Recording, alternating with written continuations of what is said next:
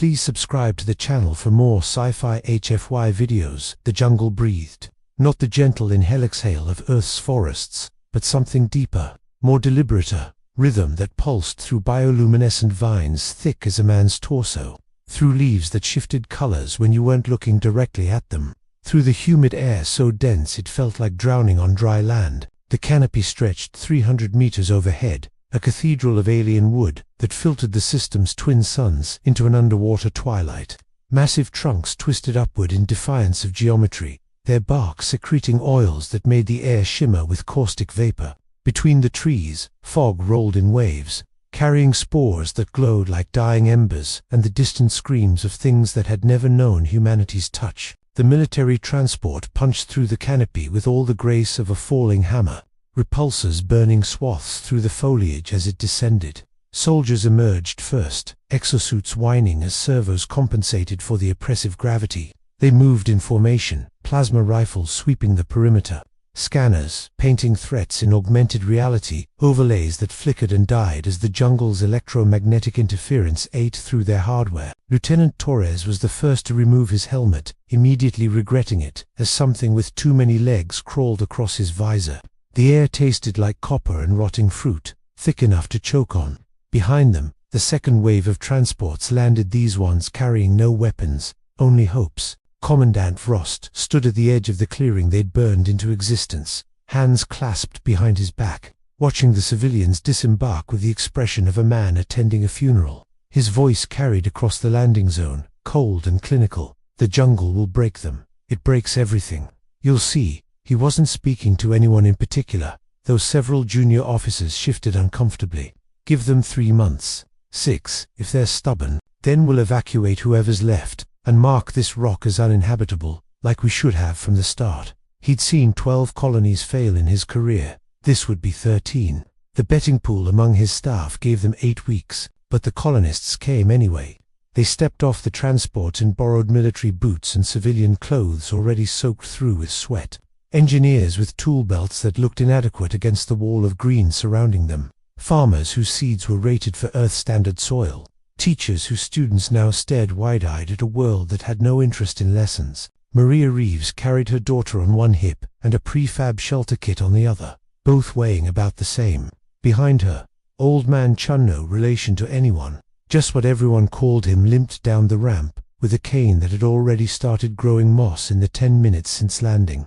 They looked at the jungle looked back, neither blinked. The first night, they huddled in a circle of portable lights that barely pushed back the darkness. Strange noises filtered through the trees, hoots and chirps and wet sliding sounds that could have been rain but weren't. Something shrieked in the distance, a sound that started low and climbed until it shattered into static. The lights overhead weren't stars but bioluminescent spores, drifting down like snow made of disease. A child cried, then another. The adults tried to project confidence they didn't feel, checking the perimeter seals on their shelters every few minutes, knowing the barrier film was rated for earth insects and would be useless against whatever lived here. The jungle began its work immediately. By morning, 3 people had collapsed with fever, their skin covered in welts from microscopic parasites that burrowed through clothing. The medical supplies they'd brought were designed for known pathogens. The doctor found herself treating symptoms she couldn't name with medications that barely touched the infections. Insects the size of fists pushed through ventilation screens, mandibles clicking, drawn to carbon dioxide and body heat. Vines crept across the cleared ground overnight, impossibly fast, their tendrils worming into equipment seals and corroding metal with acidic sap. Tools broke. Water filters clogged with sediment that seemed to move on its own. The portable reactor fluctuated as root systems detected its electromagnetic signature and wrapped around its shielding, trying to reach the warmth. Private Jackson disappeared during a patrol. His squad found his helmet 3 kilometers out, the face shield cracked inward by something with claws that left gouges in military-grade polymer. The recording from his suit camera showed only darkness and thrashing, then a wet sound, then nothing. They didn't find the rest of him. After that, patrols went out in groups of 6, never alone, never at night. The soldiers who'd been cocky during landing now moved through the jungle like prey animals, weapons raised, checking their backs every few seconds. They'd trained for combat. The jungle didn't fight it, consumed. Some colonists cried at night for earth. They remembered grass that didn't try to inject neurotoxins through exposed skin, rain that was just water, sunsets that didn't leave you feeling like you'd been watched by something vast and hungry. On Earth, nature had been tamed, catalogued, pushed into parks and preserves where it posed for cameras. Here, nature was the default state, and humanity was the aberration. Children asked when they could go home. Their parents had no answer that didn't sound like surrender. The paths they tried to clear disappeared overnight, choked by growth so aggressive it seemed spiteful. They'd hack away vines with plasma cutters, leaving smoking stumps, only to find them regrown by dawn, thicker than before. The mud, if it was mud, actively resisted them, clinging to boots and equipment with adhesive properties that suggested something alive.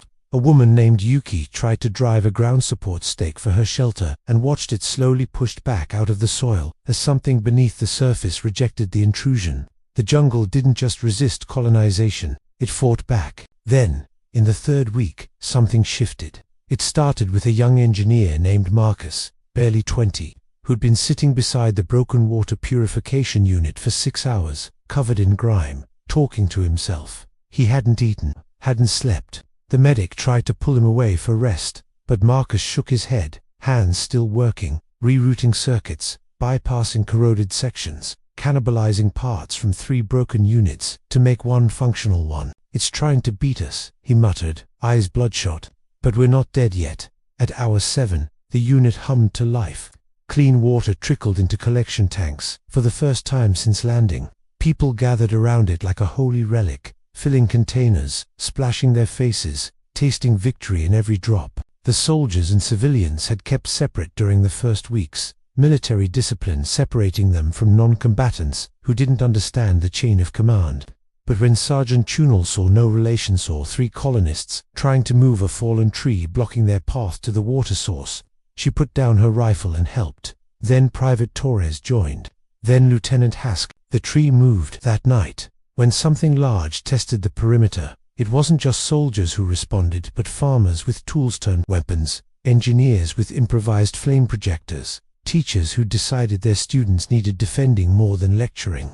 They drove it back together, whatever it was, and in the morning, no one could remember who'd given orders or who'd followed them. It hadn't mattered. The fires came next. Old Man Chen, who'd survived longer than anyone expected, given his age and limp, stood at the settlement's edge with a torch made from scavenged materials and local wood that burned with chemical intensity. "Fire," he said simply. "Every civilization starts with fire. We've been treating this place like it's temporary. Time to make it permanent." They lit fires along the perimeter, burning in rings that kept back the fog and the things that moved through it. The flames reflected off alien bark and turned the night into flickering cathedral light. Predators, things with too many eyes and joints that bent wrong, circled beyond the firelight, but came no closer. Fire spoke a universal language. "This space is claimed." Roads followed.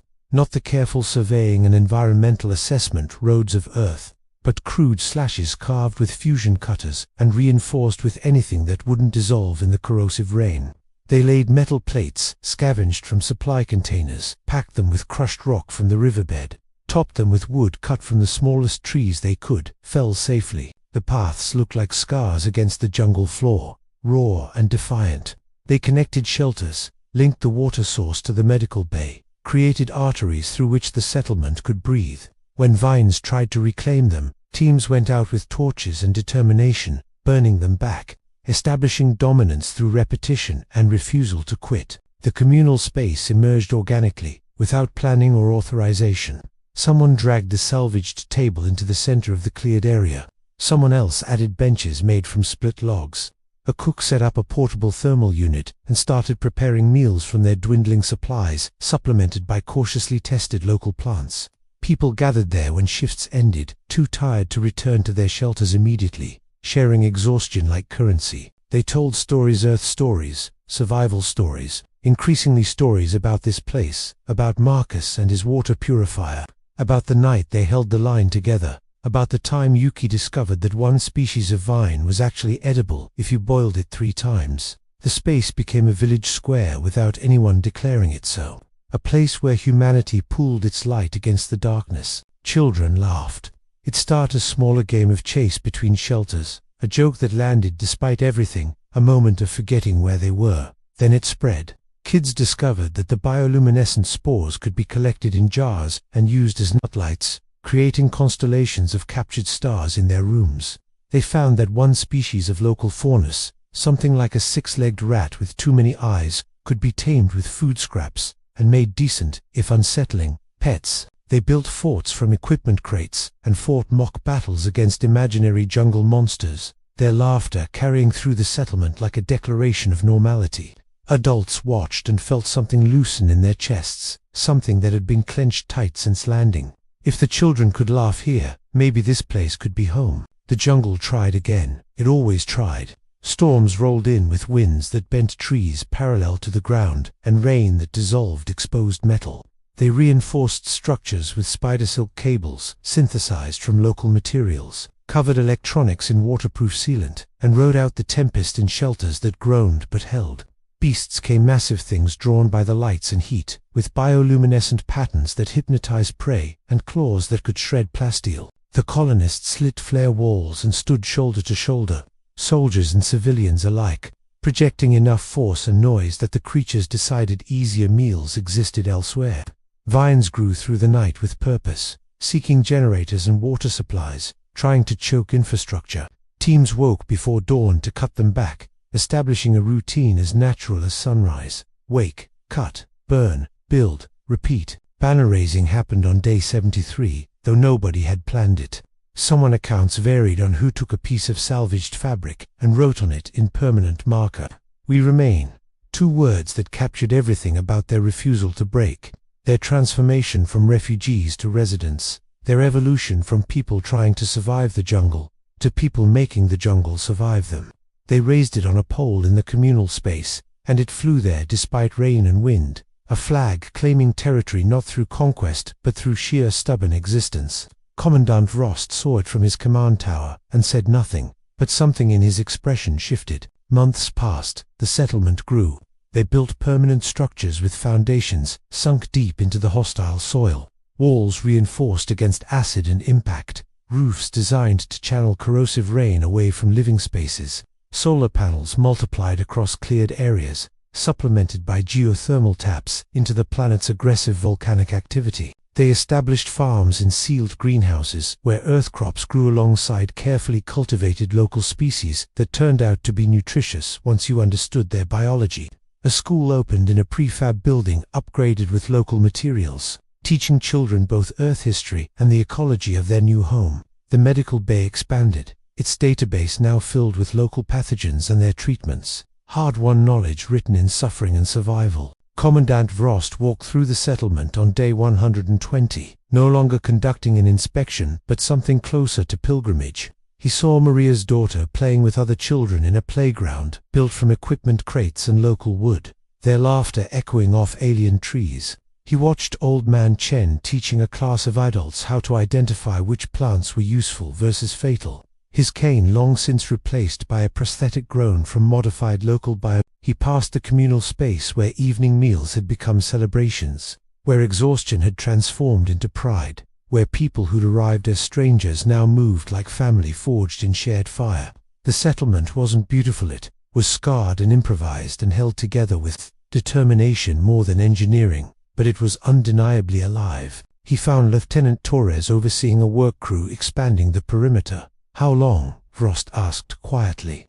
Torres understood the question without elaboration. "They'll need another 6 months before they're fully self-sufficient, sir. But they'll make it. They've already made it." Vrost nodded slowly, watching a team of civilians and soldiers work together to install fire barrier posts, their movements coordinated by weeks of shared effort. "I called it wrong," he admitted, the words costing him something. "I've seen 12 colonies fail. I thought I understood what breaks people." He gestured at the settlement, at the lights pushing back jungle darkness, at the paths carved through hostile terrain, at the banner flying above it all. "I didn't understand what makes them hold." Night fell, but the settlement didn't hide from it. Fires burned along the perimeter, their light dancing across structures that would still be standing tomorrow and the day after and the day after that. In the communal space, someone played music on a salvaged speaker, earth music. Then local compositions made from the jungle's sounds, remixed into something almost beautiful. People gathered, talking, planning, existing. Above them, the alien canopy rustled with its own incomprehensible life. But down here, in this carved-out space, maintained by fire and refusal, humanity had planted its flag, not in conquest, but in simple, stubborn presence. The jungle didn't break them. It tested them, pushed them, killed some of them, taught them hard lessons written in scar tissue and adaptation. But they learned. They evolved. They took the jungle's hostility and transformed it into the resistance that made their victory meaningful. The trees still towered overhead. The vines still tried to reclaim cleared ground. The predators still circled beyond the firelight. But within the perimeter, civilization had taken root, not transplanted from Earth but grown here. In this soil, under these strange suns, by people who'd discovered that home isn't where you're from, but where you refuse to leave. The settlement lived. The jungle remained. And between them, an understanding emerged. Humans would stay. The wilderness would endure. And both would be changed by the meeting. The banner flew. The fires burned. And in the darkness, surrounded by a world that wanted them gone, they remained.